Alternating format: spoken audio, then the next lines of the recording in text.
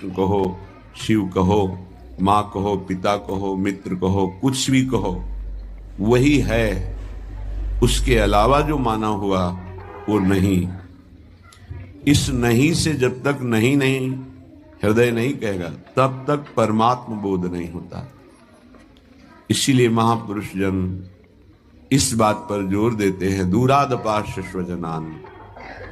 स्वजन शब्द केवल प्रभु के लिए हो, स्नेह शब्द केवल प्रभु के लिए हो, पर बहुत दुर्गति है बुद्धि की कि ये सब सुनने जानने के बाद भी वो ठीक निर्णय नहीं करती, ठीक न्याय नहीं करती, और मन को सपोर्ट करके इंद्रियों के द्वारा जीव का बंधन पुष्ट करती रहती है। पता नहीं कैसी सूक्ष्म माया है कि जानते हुए भी अनजान बनकर असत खेलों को वो स्वीकार कर लेता है। पता नहीं। इसीलिए जो ज्ञानिन कर चित अपहरई, बरियाई विमोह बस करई। विमोह यही मूढ़ता, अज्ञान।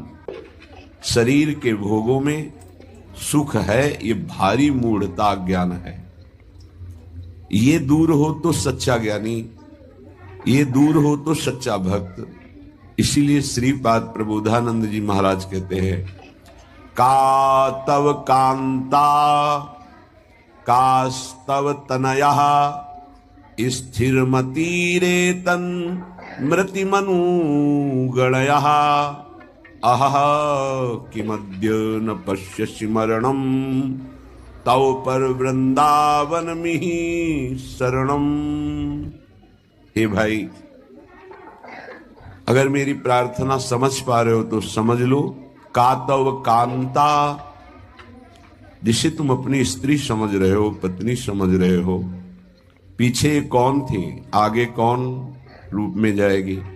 वर्तमान में वो जीव स्त्री शरीर प्रारब्ध के अनुसार प्राप्त करके तुम्हारे कर्म के भोग के लिए उपस्थित है वो।